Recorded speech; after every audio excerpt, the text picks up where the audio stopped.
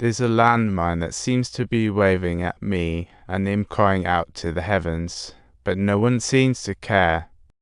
Up ahead, strange noises echoed from Liu Wai Pond, shaking Shota's core. Joe's nerves were stretched tighter than a guitar string as he spotted a little dog that seemed to have wandered in from nowhere. Just as Sho was about to relax, a North Korean soldier popped out of the Liu Wai Pond, giving him quite the scare. Before Sho had a chance to react, someone suddenly rushed up from behind, disarmed him. What a truly unwelcome guest. South Korean soldiers considered leaving, yet returned. Sai-O-Lai threatened to detonate a mine if they came closer, but the soldier just picked up the puppy. Sai-O-Lai shouted at them, "You idiots, how can you do this? I never said how to handle this. Didn't you say to keep your distance? Why should I say not to go? No way. Keep away from him." Despite the differences in our identities, I had to help. Old Song couldn't stand by and watch, carefully defusing a landmine, and he even loaned Sai-O-Lai his lighter for a smoke. And thus, the friendship between the two nations slowly unfolded, feeling much lighter. Winter came, snow locked down the mountains. Two teams met while hunting, and although they spoke the same language, they could only share feelings through cigarettes. At that moment, team leader Old Song spotted Sai-O-Lai in the crowd, and it hit him like a ton of bricks. Tears welled up in his eyes, silent yet speaking 1,000 words. Even my girlfriend would tear up watching this.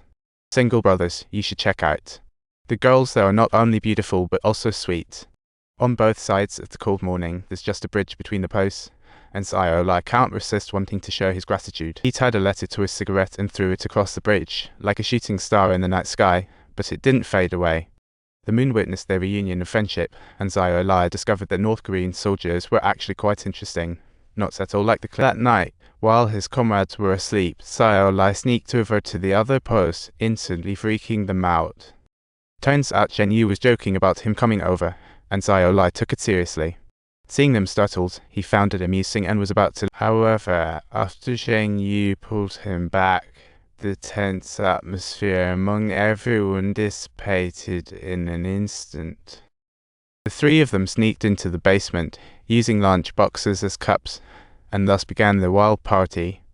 Sai-O-Lai bragged about his drawing speed, but also mocked him for crying over that landmine, and then Sai-O-Lai suddenly drew his gun in mock confrontation. Zheng Yu's lunchbox dropped with a loud clatter, nearly cracking up. Sai-O-Lai then pointed his weapon at Old Song, who didn't flinch. In actual combat, calmness is the key. Old Song brandished an assault rifle, aiming it at Sai-O-Lai, who was so nervous he could barely talk. Old Song advised Sai-O-Lai that quick responses were essential in real combat. However, he couldn't help but snicker and toss out a joke to lighten the mood. And thus began the 3 meetings ritual.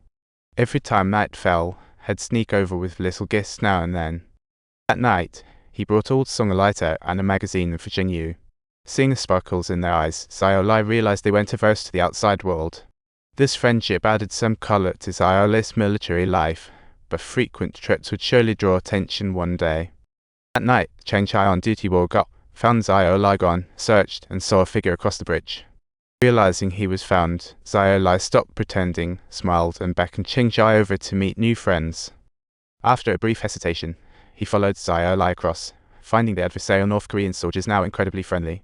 He hesitantly extended his hand to shake, but was pulled forward by Old Song, who jokingly asked, "Are you crying inside?" Cheng Chai felt down about Sai-O-Lai nearing his discharge, yet the arrival of the North Korean soldiers felt like sunshine breaking into his heart. In the days that followed, they'd sneak out together at night to play like carefree children. Cheng Chai received lots of compliments for being good at games, and they even shared photos of their girlfriends. When they saw Cheng Chai's beautiful girlfriend, envy sparkled in the eyes of the other 3, while Cheng Chai just blushed and smiled shyly. While opposites in identity, they had become close friends, but with different political backgrounds, doubts were inevitable. During a training session, Cheng Chai asked Sai-O-Lai if the North Korean soldiers were luring them into a trap. Old Lai immediately denied it, as they were his lifesavers. However, Cheng Chai's comment sparked a daring idea in Sai-O-Lai. That night, Old Song devoured the chocolate pie Sai-O-Lai sent him, his delighted sounds prompting Sai-O-Lai to ask if he wanted to come to the south. Old Song's face instantly fell, and he spat out the pie, saying he hoped North Korea could make delicious chocolate pies too. They were loyal to the countries but treasured their friendship dearly, so they stopped discussing sensitive subjects. Under the starry night sky, laughter echoed, "This is an exclusive joy for men." Their friendship grew stronger, but peaceful times were always fleeting. That night, alarms sounded in the South Korean camp, indicating North Korean soldiers gathering. When everyone rushed to the scene, they realized it was just the enemy conducting a military drill. Although they didn't actually fight, it meant that tensions between both sides were escalating. Subtitles Sio Lai told Chen Zhai that perhaps they couldn't go over there any longer. But Chen Zhai insisted that Zheng Yu's birthday was coming up, so they should at least say a proper goodbye. Don't forget to subscribe.